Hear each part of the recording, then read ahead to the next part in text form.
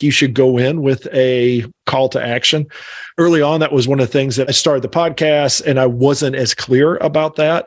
I've got what I do, and it also needs to be very repetitive. So I have one call to action I'll throw on fairly regularly that's just basically donating to the podcast. Most hosts never achieve the results they hoped for. They're falling short on listenership and monetization, meaning their message isn't being heard and their show ends up costing them money.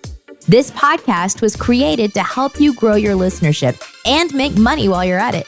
Get ready to take notes. Here's your host, Adam Adams. Hey, what's up, podcaster? It's your host, Adam Adams, and I'm a little sick today, but the show must go on. And I've got Rob Broadhead on the podcast today. He's got a podcast called Developreneur, and it's been going for several years, since the middle of 17. And he's got almost 200 episodes out as we are recording today. So he's been doing it for a little while. Rob, I saw you hold up some finger. Tell me what you're saying. Actually, it's about 650. This is one of those where, Apple doesn't always keep the full backlog. Okay. There is a way to let it always show at least 300. I know that much. So you can just go into the settings and have it show 300. But you are at 500-ish? Yeah, actually 600 and something right now. 6 something. Dang, that's awesome. And did you ever rebrand this podcast? No, this is my second podcast. I had one before, and that was my rebranding was launch a whole new podcast. Got it. So this one's called Developreneur, and it's basically for entrepreneurs. Yeah, entrepreneurs with a technical bent, and a lot of developers have that entrepreneurial bent. So it's that mixing of the two. Okay. What was the other one? What was the one that the other one was actually, it was a parenting podcast that I'd started. Okay. I did a bunch of stuff, and I said, you know what? I enjoyed it, had a lot of great times, did great interviews, but wanted to get back to my day job, basically, of technical stuff and the things I was much more current in. So your podcast, does it serve your business? Yes, it does. It's definitely a way to get the word out a little bit, to get people, allows people to get to know me a little bit. Now I'm not just a link on a website. I'm a real person. I have they can see pictures of me, they can hear my voice, and they can hear through a lot of the conversations, and then even the solo type podcasts that I do. What's my thought process? How do I go through things? What are some of the things that I've learned? What are the things that I can teach them? So it's definitely a great way to get that communication going. Who mainly listens? Is it friends? Is it family? Is it entrepreneurs? Are people reaching out to you and saying thank you for the episode? And if so, who is that you normally? The times that I have been, it's really more, it's technical people typically that are in that, I don't know, first maybe 5, maybe to 10 years of their career. They know they want more. They've got that entrepreneurial itch and they've stumbled across it. And those are usually the ones that have come back and said, hey, I like what you're doing. Even it was the first time I had somebody quote sort of my closing tagline to me was a great chuckle in itself. I was like, oh, good. There are people that it's not just like a one episode person. This is somebody that's come back and has listened to a bunch. Cool. And just to be clear, because I'm sure this plays in for our listener as well, who's a podcaster and most likely started their podcast to be part of a business. So I want to find out from you, what is your business and who do you serve? How do you serve them? And how does the podcast specifically support that? In what way is the podcast growing that business or whatever it's doing for you? There's actually 2 facets to how the podcast serves me. My company is, I do software consulting. I do business consulting. I go out to primarily small companies, small to mid-sized companies that by numbers and also financially that are growing and help them leverage technology to do their business better. Now, part of doing that is scaling out the technical side. So I also have people that I'm essentially mentoring, employees / mentees that I'm building up so that they can help take on the work as we grow. And so that's where the 2 prongs are. Is one, it works for customers, and it's really more specifically managers and not C-level decision makers, but more ground level decision makers. So they know that, hey, this is somebody that knows technology. This is somebody that's worth talking to get that word of mouth going. And then on the other side, it's to get people that are in the business, that are developers that are interested in growing themselves, to say, hey, this is an interesting person to talk to, get them involved in some of the other things that we do, mentoring and stuff like that. So then we have it's almost it's not quite, but it's sort of like a pipeline of people to draw from to say, hey, you're the kind of person I want to work with, that my customers want to work with. So let's see what we can do to move that forward as well. Good stuff. I'm curious, do you get clients through the podcast then? I've had a few that have said that's one of the ways that they've sort of, I guess, for lack of a better term, vetted me. Okay. They would find stuff. You find people on the web, you get some word of mouth, and they're like, oh, hey, this is a episode that's got something to do with my line of business or what my problems are.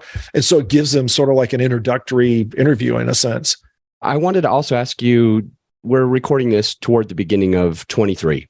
And I'm curious if there's one or two pieces of technology that most businesses should be using that you've seen lately that maybe we haven't heard of. In a general sense, it's really tougher to say. And I guess on a general sense, I would say keep it really general would be cloud type technology. There is, in the world of like, everybody sees the buzzword of cloud, but behind that, software as a service and a lot of these cloud providers allow businesses to do very high-end stuff without that high-end upfront cost. So they're able to actually get in software as a service, and that are ways to sometimes get in almost nothing. And sometimes actually, I guess there are free tiers even that businesses can take advantage of that allows them to utilize technology to do things that before they thought, well, I'm not going to be big enough for that. That isn't something that's going to help me out. And then probably a second one that I think is people are starting to learn to use, but I think it's a lot of businesses could find better ways to leverage it, are basically like task and communication tools along the lines of like your Asanas and Jira and things like that. Because especially now when we've got so many people that are remote, it's important to have those tools that allow you to come back together and see what's going on and have everybody on the same page. You know, one of the questions that the listener probably is thinking, because they have either been going for maybe like 2 years or less, or they're about to launch. But here's the thing, they're listening to you and you've got like 600 plus episodes. And that just sounds overwhelming. Like 600 episodes. When are you going to quit? I think you're doing like 2 episodes a week now. Is that right? Correct. Yeah. Was it always like that? I started 3 a week and then actually adjusted it back. Okay. And so I'm thinking, like, the listeners probably just curious, like, don't you run out of content? Are you repeating things? Should we repeat things? Are you stressed coming up with new episodes after 600? Kind of give us that thoughts and feelings that you're getting as you've approached and passed 600 episodes, because I think that'll help us as we're trying to put out content over the next few years to make sure that we are on point and skip any of the bad parts or go straight to the good. Yeah, there's a couple things that I found. When I first started out, there wasn't really the idea of seasons within podcasts. Apple now has, that's part of the things that you have. And there were podcasts that did seasons, and I wondered about that. But I think it was probably my first 150 episodes were just episode 1, 2, 3, 4, and just cranking through them. Once I switched and went to a season approach where I typically do about, 25 to 35 episodes per season, it allowed me to, because what I did, one is I would take a break. I'd take like a couple of weeks off at least between seasons and gather some ideas, get a series of content, and then be able to do it, and then be able to have sort of a flow to that as I went through the season. And that helped a lot. And also, even when you repeat content, because honestly, you're going to, because it's you. If it's a podcast, you are going to repeat content because it's some of what you are, but you're going to do it in a different context. If you listen to people that interview others all the time, there will be recurring themes that come up because the interviewer is a certain type of person or asks certain questions. It's the same thing as a podcaster. You're going to have you come through. So there will be repetition. I don't find that's a problem. Actually, I think that's in some cases very good because, one, you're going to regularly get new listeners. You're going to be growing. There are going to be people that haven't listened to your 4,000 other episodes that you did. Now you're really overwhelming us. Yeah, I know. Well, we were already stressed at 600. I think, honestly, it's once you get going, I think it's just one of those things that the number just, it sort of snuck up on me. It was one of those things that 100 was a big deal. I was like, wow, this is great. And then next thing I know, it's like 500. It's because if you're going to do it, it needs to be something that you enjoy doing. And when you do something you enjoy, you don't keep track of it. It's not like you've counted how many days you've spent hanging out with your kids or loving your spouse or whatever it is. So it's the same thing as you get into it and it becomes just part of who you are. And then the numbers will rack up. And the content itself, I found it's actually been very helpful for me to switch back and forth as I've gotten further into it. A lot of it was driven by me, but then as I've gotten through, I did one season of interviews, and then I've come back most recently and done interviews again. And that helps a lot because one, I get them, the guests will help with the content. But two, all of these conversations, I get just like almost every episode, I have content ideas. And so I'm ready to go from there. I'm thinking through a couple of these things, and I'm just full of questions now from just what you just mentioned. But I'm looking at you switch to seasons, and those are like 35-ish episodes per season. And how long does a season last for you? Is that like 4 months a time or something like that? I'd have to do the math. I guess it's about 16. Yeah, it's about it's been typically at probably about 3 to 4 months because I think I usually get about 3 or 4 seasons a year. Rob, how do you choose a season? Like, when you are going to go into a season, are you like, this season is all about this topic, within my subgenre. This season, I'm going to really dive deep into these topics. Is that how it goes? And how do you pick those? Yes, that's how it goes. And it's mostly because I have a general content is technology, and there's a lot of different directions we can go. Listeners seem to find it easier to have sort of a series. It's like, if you walk into a school and you listen to every lecture at the same time, it would be very confusing. But if you can go like study math for a while, then you're good. And it's the same thing with the seasons. It allows me to take a topic, to build on it, and to go deeper. So instead of, because I typically do 20-minute episodes, something around there, there's only so much you can do in 20, but you can do a lot if you string together those 20s. And getting to the content is usually, it's a little bit organic. I sort of have ideas that I'll just sort of like throw down on a list somewhere.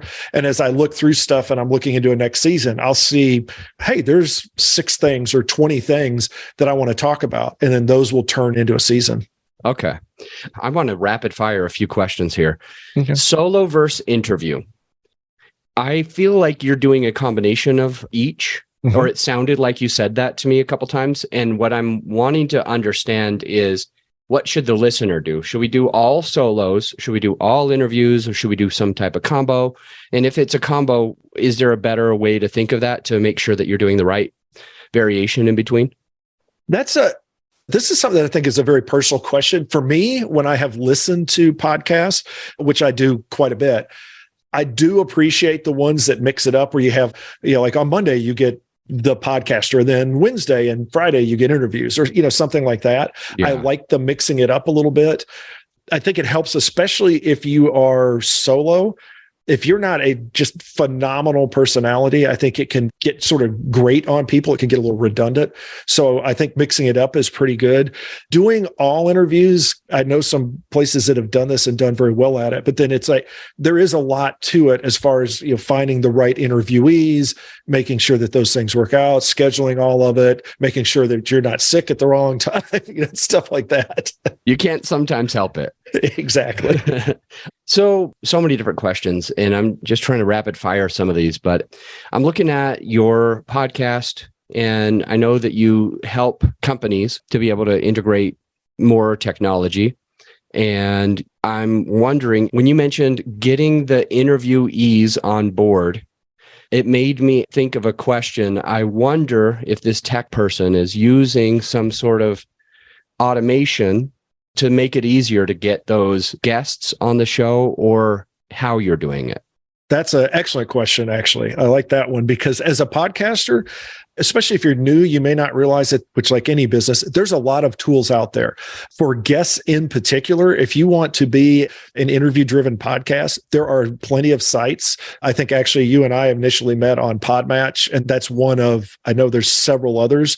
There is a little bit of I guess, buyer beware. Just make sure what you're getting into. So kick the tires on them, because some are better than others. And some will be more suited to your topics, the type of interviews you want to do, and things like that. But they are great ways to get to know other people that are out there that are looking to be interviewed. But then the other thing is, if you're serving a business, sometimes your customers or maybe even your competition are going to be great to get on, and just, it'd be amazing. It's amazing how often you can reach out to somebody and say, hey, I would like for you to be a guest on my podcast so we can talk about A, B, and C. Yeah. And they'll say, I would love to do that. I had a couple of friends. I still have these friends, but in the past, they were starting their podcast and they were interviewing all sorts of different people. And one of the people that they never interviewed, by the way, they are real estate investors.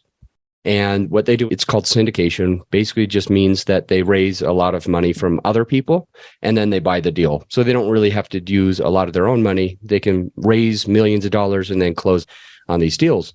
And I always tell them that they need to interview. For them, I'm like, you are interviewing all of these people and you're asking questions that don't really serve your avatar. And by avatar, I mean your perfect client.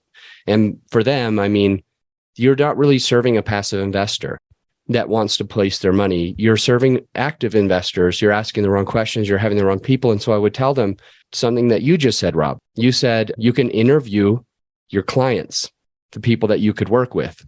And I said the same thing to them. It said, why don't you interview passive investors? Why don't you reach out to somebody who invests their capital passively, find out how it's going for them, where they learned how to do it, how many deals they've gone into, how do they protect themselves? And you get two things. A, the listener is actually being served. Your avatar is now finally being served. But B, you're also having a conversation with somebody who would be a perfect client for you, somebody who could work with you.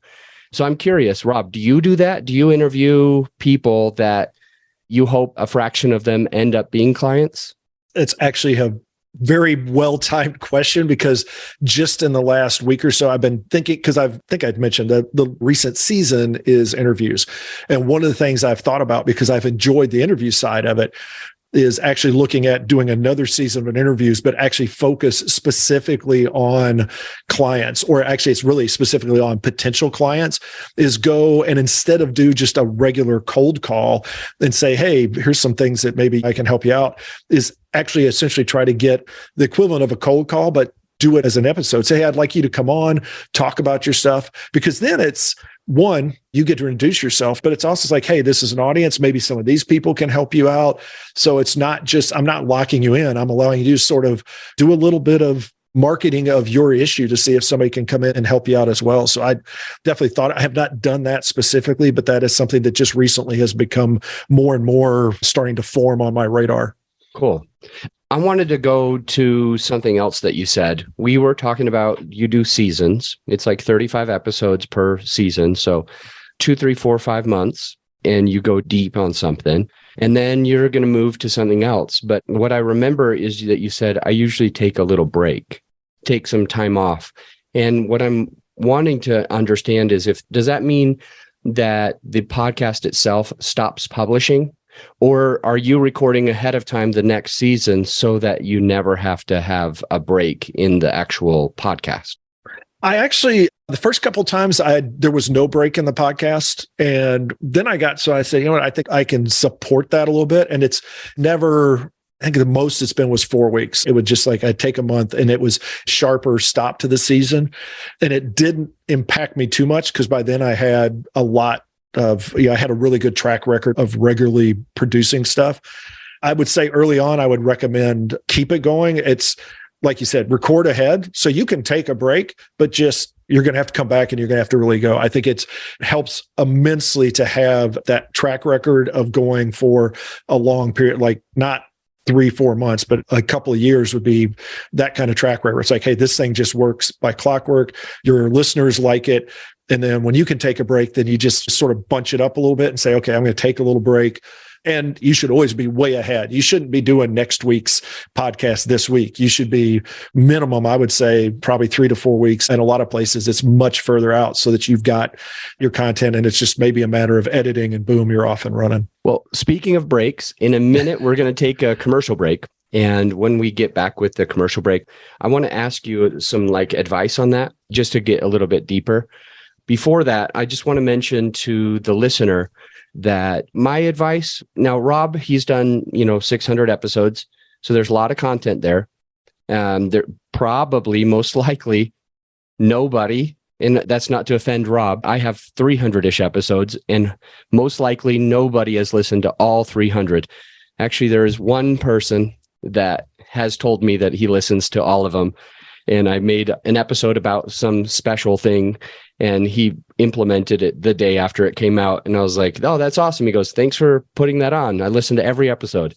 So anyway, one person maybe, but very rare, is especially when you have 600 episodes. That's just a lot of content. And so I want to pour into the listener today. If you're a podcaster, you're about to be a podcaster, try as hard as you can not to pause the podcast itself, because it triggers some algorithms within Apple and the other playing platforms. Whereas when you're publishing regularly every week at the same time at a minimum, or if you want to go the extra mile, 2 or 3 or 4 times a week at the same time, every single episode, then you gain a lot of trust with the playing platform, which allows them to put you in front of more people.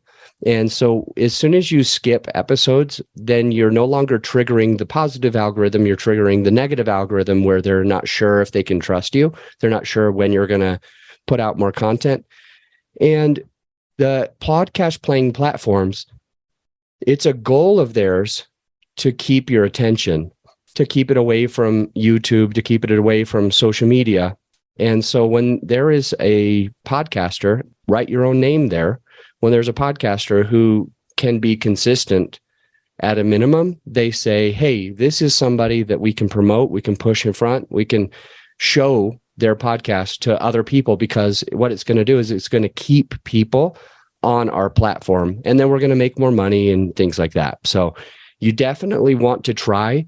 And then I was going to add, and I don't know if Rob does this, I'll ask him, if you do take a break because you don't follow that advice and you decide to take a break, please, at a minimum, at least let your listener know that you'll be back on such and such a date.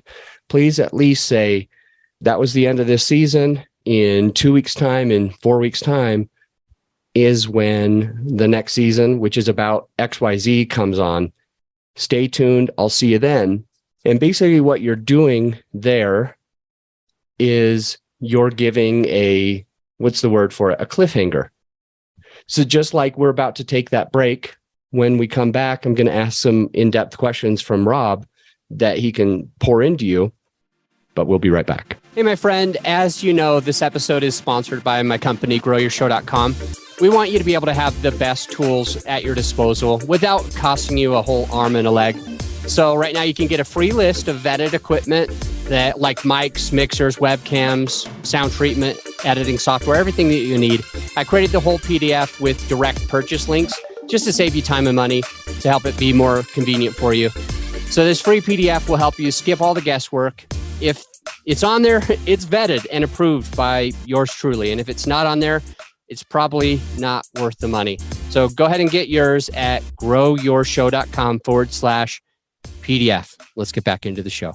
We're back with Rob Broadhead. And right before the break, we were talking about how we go into these seasons. He was doing some seasons, some solo, some interview.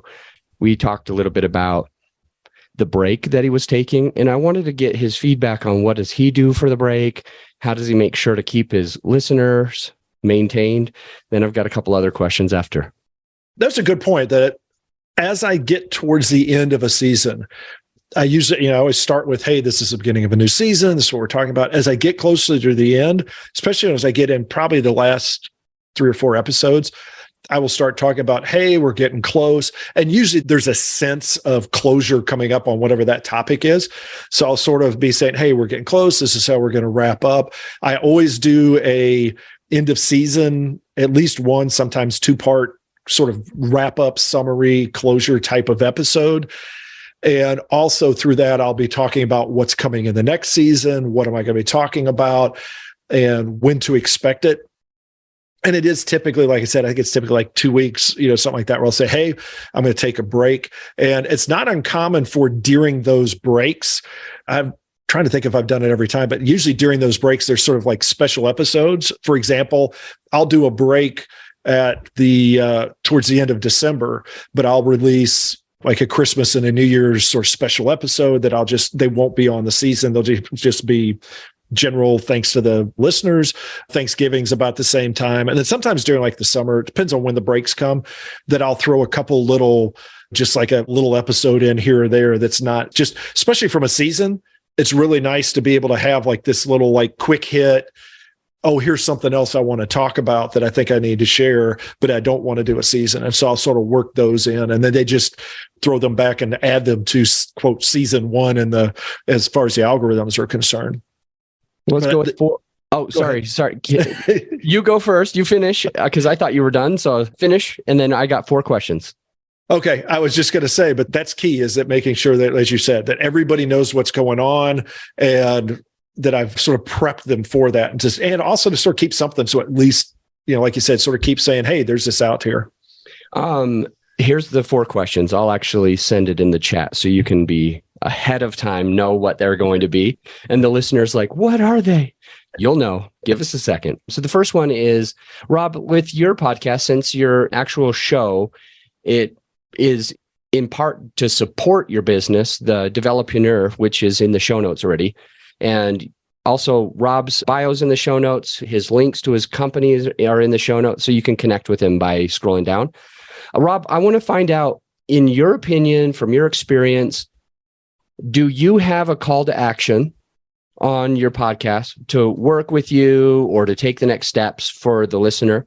And maybe just curious, do you think that our listener, another podcaster, should make good use of call to action? I'll take the latter part first. I definitely think you should. I think you should go in with a call to action. Early on, that was one of the things that I just I started the podcast and I wasn't as clear about that. I've got what I do, and it also needs to be very repetitive. So I have one call to action I'll throw on fairly regularly that it's just basically donating to the podcast to just keep it sort of help fund the podcast itself. And then I will fairly regularly I work it in. I try not to do it just as a commercial, but more of just as part of conversations where I'll do call to actions to say, subscribe, like this podcast, share this with your friends, things of that nature. Okay. So I think it's very key. The second question, we are 31 or 32 minutes into today's episode right now, ish, give or take. Mm-hmm. And you said that you try to have your podcast episodes 20 to 30 minutes, like after everything's said and done. And I wanted to find out, mostly selfishly, and also curiosity. And third, because maybe the listener wants to know, but it's mostly selfish. I want to understand, how do you condense a podcast? How do you decide how far to go with if you're interviewing somebody? Because with me, when I'm interviewing you today, I feel like we could still get a little bit more value today in this call, but we're already 30 or 35 minutes into the episode. So I want to kind of understand from you, what do I need to do differently to kind of condense it, shorten it? And, or just maybe if you don't mind answering this other type of question, it's like, if I don't need to condense mine, then is yours too short? I just want to find out what you think on the 20-minute episodes. I guess I'll start with the end. A lot of it goes back to, I think, your avatar. It's your avatar. You should have a feel for what length makes sense. Sometimes your avatar, it makes sense an hour-long show. Maybe others, it makes sense for a 5-minute show. Now, getting to that on an interview can be challenging. The way I do it is I leave it. So I said it's like 20 to 30 minutes. And that was actually why I went from 3 episodes a week to 2 episodes a week, is because what I would do is I would just take an interview, because it's usually an hour-long interview, hour-long discussion. And I would split it into part 1, part 2, part 3, sometimes longer, part 4. I would just sort of look at topics per episode, per part.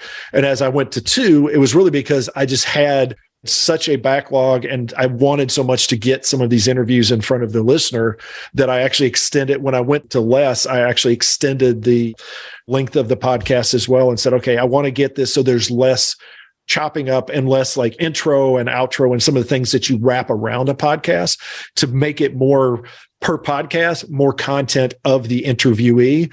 And then I keep it so if I talk them 40 minutes, then it may be 2 shorter episodes. If I talk them to hour and a half, then maybe a couple of longer episodes.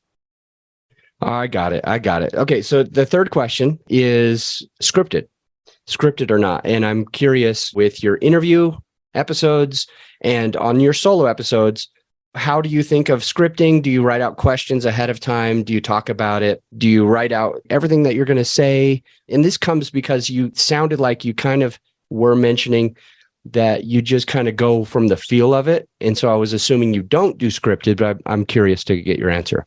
I have actually, over my years, I have tried all of those. I've never done completely scripted, but I've done heavily scripted. I don't like heavily scripted as much. It just doesn't sound, to me, it doesn't give off what I want for the avatar. I want it to be more conversational. I want it to be more like we're sitting across a table having a conversation. And so the closest I would come on solo is I'll do sort of an outline. It's like, hey, I want to talk about A, B, C, and D. These are the things I want to talk about. And then I'll talk about them. Interview is sort of the same. Whenever I have an interviewee, I'll look into, because I don't know that much about them. Even if there's somebody that I know very well, I'm bringing them on. We haven't spent as much time talking about, and I will research that area and get some highlights, some things like, oh, this would be cool to talk about. That'll be cool to talk about. But then I get them, they give an introduction in their own words. And then I usually will just launch off of that. And I've got my directions I want to go. But sometimes I've had a couple of times that I had like a list of 5 to 10 things I want to talk about, touched none of them because the introduction got me going in a different direction that actually ended up being, I thought, even a better way for us to go for the conversation. Cool. Like that. Last question for the listener. Best advice that you have for a brand new podcaster? So it'll be a couple of little points. One you already hit is regular clockwork. It's just like you go to the 5 o'clock news at 5 o'clock every night. A podcast, you should do that. I mean, it doesn't have to be 5 o'clock every night, but you should have a release time. It's a very regular. People talk about how frequent. I'm a big fan of at least once a week, and then you hit your time every time. I think 2 or 3 times a week is probably better. Spend a little bit of money and get decent mic, decent headphones. Spend some time just recording yourself and getting to know the tools. Or if you're going to, like, out of the box, use an editor of some sort, work with them so that you can get at least that intro podcaster thing, get that off your plate, get that done so you know how to sit down, how to record, how to do the basic editing that you need to, because you're going to need that to build a backlog of episodes. So when you launch, do not launch with like 3 episodes. You should launch with enough so that you can go quite a while before, like I said, probably you should go launch with 4 to 6 weeks at least so that you can go. And if you get sick or you're in a car accident or life occurs and you lose 2 weeks, you're okay because you still have a couple more weeks and you can catch back up. Nice. Love it. Rob Broadhead, thank you for coming on. If you want to connect with Rob, scroll down. You'll see all the links to his podcast, to his website, to any social that he wanted to share. It's all down in the show notes right now. So scroll down, connect. And remember that every other episode on this podcast, Rob, I do every other episode's a solo episode. And so in a second, the listener can hear the solo of me just pouring directly into you. And I'm looking forward to that because it's going to be a topic that you need in order to grow. See you there. You know, I really don't say this nearly enough. I don't mention this, and I feel horrible because it's a great resource for you to be able to take your podcast to the next level. And it's simply a free resource that I don't need your email or anything. It's just a podcasting course that I created that is ended up putting in the very first 6 episodes of this podcast. So if you haven't checked it out, definitely going to want to just check out those first 6 episodes, see how they can help you improve your podcast, get in front of more people, and have a better result where you're making more money through the podcast, etc. So much can happen after you listen through episodes 1, 2, 3, 4, 5, and 6. So if you haven't done it, go do it now. And by the way, if you're subscribed, you'll keep hearing more great content. So to those of you who are, I'll see you on the next episode.